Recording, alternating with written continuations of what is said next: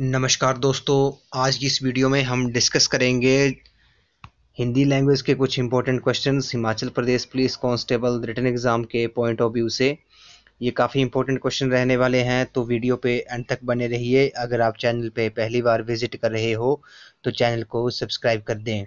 तो friends, video को शुरू करते हैं। तो पहला प्रश्न है, इसमें बोला गया है कि जिन शब्दों को संस्कृत भाषा से हिंदी भाषा में शामिल किया गया है उन्हें क्या कहते हैं। ये काफ़ी इंपॉर्टेंट क्वेश्चन है। तो ये इस क्वेश्चन का जो करेक्ट आंसर होगा वो होगा आपका ऑप्शन बी, तत्वभ शब्द। तत्वभ शब्द किन्हें कहते हैं? जिन शब्दों को संस्कृत भाषा से हिंदी भाषा में शामिल किया गया हो। ऑप्शन बी इस क्वेश्चन का करेक्ट आंसर होगा। उसी तरह अगला प्रश्न है, उत जमा ज्वल का योग है। तो इस क्वेश्चन का जो करेक्ट आंसर है वो आपका ऑप्शन डी है, ये होगा उज्ज्वल। उज्ज्वल का संधि विच्छेद क्या होता है? उत प्लस ज्वल। काफी इंपॉर्टेंट क्वेश्चन है। उसी तरह नेक्स्ट क्वेश्चन है, स्वर कितने होते हैं? ये काफी इंपॉर्टेंट क्वेश्चन है। तो स्वर कितने होते हैं? ये होते हैं आपके 11। तो ऑप्शन डी इस क्वेश्चन का करेक्ट आंसर है। नेक्स्ट क्वेश्चन है, क्वेश्चन नंबर 20 जो है, इसमें बोला गया है कि निम्न में कौन सा जल का पर्यायवाची नहीं है। तो जल का पर्यायवाची नहीं है तो ये है आपका तरुण जो है वो आपका जल का पर्यायवाची नहीं होता है। बाकी बारी, नीर और पानी जो होता है ये जल का पर्यायवाची शब्द होते हैं। तरुण जो है वो पर्यायवाची शब्द नहीं है। तो ऑप्शन ग जो है इस क्वेश्चन का करेक्ट आंसर है। नेक्स्ट क्वेश्चन है, इसमें बोला गया है निम्नलिखित में से कौन सी बोली पूर्वी हिंदी की बोली है। तो 21 का जो करेक्ट आंसर है वो है आपका ऑप्शन बी, यानी कि ऑप्शन ख, अवधि जो है वो पूर्वी हिंदी की बोली है। नेक्स्ट क्वेश्चन है, क्वेश्चन नंबर 22 में बोल गया है विराम चिन्ह किसका प्रतीक है। तो विराम चिन्ह जो होता है ये होता है आपका अर्ध विराम, अर्ध विराम का प्रतीक होता है। विराम चिन्ह जो होता है वो अर्ध विराम का प्रतीक होता है। तो ऑप्शन सी जो है इस क्वेश्चन का करेक्ट आंसर है। नेक्स्ट क्वेश्चन है, इसमें बोला गया है कि भारतवर्ष में हिंदी दिवस कब मनाया जाता है। तो भारतवर्ष में जो हिंदी दिवस मनाया जाता है ये मनाया जाता है आपका 14 प्रत्येक वर्ष 14 सितंबर को। ऑप्शन ख जो है वो इस क्वेश्चन का करेक्ट आंसर है। नेक्स्ट क्वेश्चन है, इसमें हमने शुद्ध वर्तनी का चयन करना है। तो निम्नलिखित में से शुद्ध वर्तनी चुनिए। तो उज्ज्वल का जो शुद्ध रूप होगा वो होगा आपका ऑप्शन ख जो है, ऑप्शन ग जो है ये उज्ज्वल का शुद्ध रूप होगा। ऑप्शन ग इस क्वेश्चन का करेक्ट आंसर है। नेक्स्ट क्वेश्चन है, इसमें बोला है आंखों में फिरना मुहावरे से अभिप्राय है। तो 25 का जो करेक्ट आंसर है वो है आपका ऑप्शन ख जो है नींद ना आना। इस क्वेश्चन का जो करेक्ट आंसर है वो होगा आपका ऑप्शन ग, यानी कि ऑप्शन सी बार बार याद आना। आंखों में फिरना मुहावरे से अभिप्राय होगा आपका बार बार याद आना। ऑप्शन सी इस क्वेश्चन का करेक्ट आंसर है। नेक्स्ट क्वेश्चन है, गंगा हिमालय से निकलती है, में हिमालय से कौन सा कारक है। यानी कि वाक्य दिया है गंगा हिमालय से निकलती है, में हिमालय से कौन सा कारक होगा। तो 26 का जो करेक्ट आंसर होगा वो होगा आपका ऑप्शन बी, अपादन कारक होगा। गंगा हिमालय से निकलती है, में हिमालय से अपादन कारक होगा। 27 क्वेश्चन है, जहां एक ही शब्द से दो से अधिक अर्थ निकाले वहां कौन सा अलंकार होता है। काफी इंपॉर्टेंट क्वेश्चन है, जहां एक ही शब्द से दो अर्थ निकले वहां कौन सा अलंकार होता है।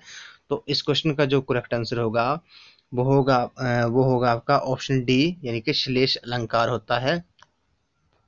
ऑप्शन डी इस क्वेश्चन का करेक्ट आंसर है। नेक्स्ट क्वेश्चन है, क्वेश्चन नंबर 28 है, दुख ही जीवन की कथा रही क्या कहूँ आज जो नहीं कहीं।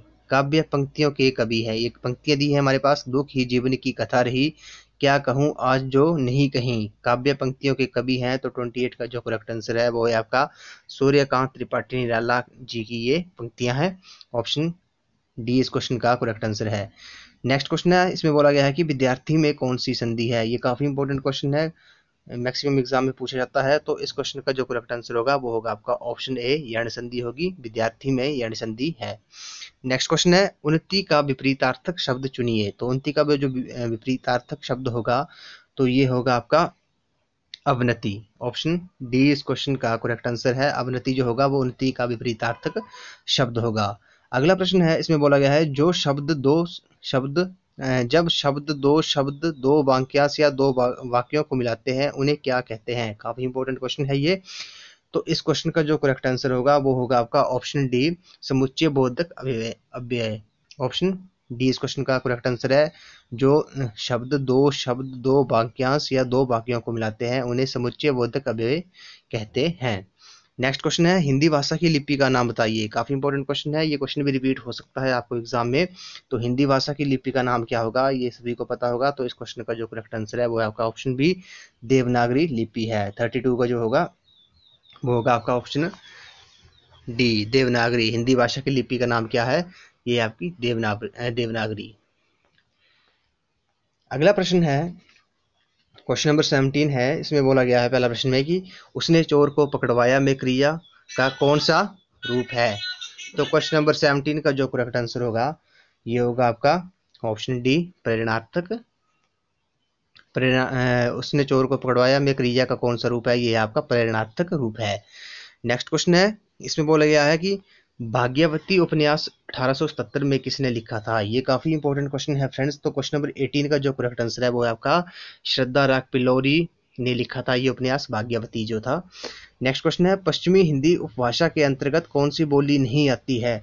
19 का जो करेक्ट आंसर है वो आपका ऑप्शन डी, बुंदेली जो है वो पश्चिमी हिंदी उपभाषा के अंतर्गत बोली नहीं आती है। नेक्स्ट क्वेश्चन है काली बिल्ली सारा दूध पी गई में काली कौन सा विशेषण है। ये वाक्य दिया है काली बिल्ली सारा दूध पी गई में काली कौन सा विशेषण है। तो क्वेश्चन नंबर 20 का जो करेक्ट आंसर है वो है आपका ऑप्शन सी, गुणवाचक विशेषण है। नेक्स्ट क्वेश्चन है तरनी तनुजा तट तगाल तरुपर बछुआए पंक्ति में कौन सा अलंकार है। ये अलंकार से रिलेटेड क्वेश्चन है। तरनी तनुजा तट तमाल तरुबर बहुछाए पंक्ति में कौन सा अलंकार है। तो क्वेश्चन नंबर 21 का जो करेक्ट आंसर है इसमें है आपका अनुप्रास अलंकार है, ऑप्शन ए इस क्वेश्चन का करेक्ट आंसर है। नेक्स्ट क्वेश्चन है हिंदी भाषा को भारत की राजभाषा बनने का गौरव कब प्राप्त हुआ। ये काफी इंपॉर्टेंट क्वेश्चन है। तो ये होगा आपका 14 सितंबर 1949 को, ऑप्शन ए इस क्वेश्चन का करेक्ट आंसर है। नेक्स्ट क्वेश्चन है इसमें बोला गया है कि निम्न में से कौन सा अभिकारी अथवा अव्यय शब्द है। तो 23 का जो राइट आंसर होगा वो होगा आपका ऑप्शन डी, ऑप्शन बी, कल जो है वो कल शब्द जो है वो अभिकारी अथवा अव्यय शब्द है। क्वेश्चन नंबर 24 में बोला गया है जहां उपमेय में उपमान की संभावना पाई जाए वहां कौन सा अलंकार होता है। तो 24 का जो राइट आंसर होगा वो होगा आपका उत्प्रेक्षा अलंकार, ऑप्शन ए इस क्वेश्चन का करेक्ट आंसर है। नेक्स्ट क्वेश्चन है शब्द शक्तियां कितनी होती हैं। ये काफी इंपॉर्टेंट क्वेश्चन है। तो ये शब्द शक्तियां होती हैं आपकी 3 शब्द शक्तियां होती है, ऑप्शन बी इस क्वेश्चन का करेक्ट आंसर है। नेक्स्ट क्वेश्चन है ज्ञ संयुक्त व्यंजन किन वर्णों से बनता है। काफी इंपॉर्टेंट क्वेश्चन है। तो जो ज्ञ जो संयुक्त व्यंजन है वो मतलब संयुक्त व्यंजन किन वर्णों से बनता है। तो 26 का जो राइट आंसर होगा वो होगा आपका ऑप्शन सी, ज्ञ प्लस ण प्लस अ। नेक्स्ट क्वेश्चन है पीताम्बर पीला है अंबर जिसका में कौन सा समास है। ये काफी इंपॉर्टेंट क्वेश्चन है फ्रेंड्स। पीताम्बर में कौन सा समास होगा। तो 27 का जो राइट आंसर होगा वो होगा आपका बहुब्रीहि समास, ऑप्शन सी इस क्वेश्चन का करेक्ट आंसर है। पीताम्बर में बहुब्रीहि समास होता है। पेड़ से कई आम गिरे वाक्य में विभक्ति किस कारक को इंगित करती है। पेड़ से कई आम गिरे वाक्य में विभक्ति किस कारक को इंगित करती है। तो 28 का जो राइट आंसर होगा वो होगा आपका ऑप्शन डी, अपादन कारक। नेक्स्ट क्वेश्चन है निम्नलिखित में से कौन सा शब्द चांद का पर्यायवाची नहीं है।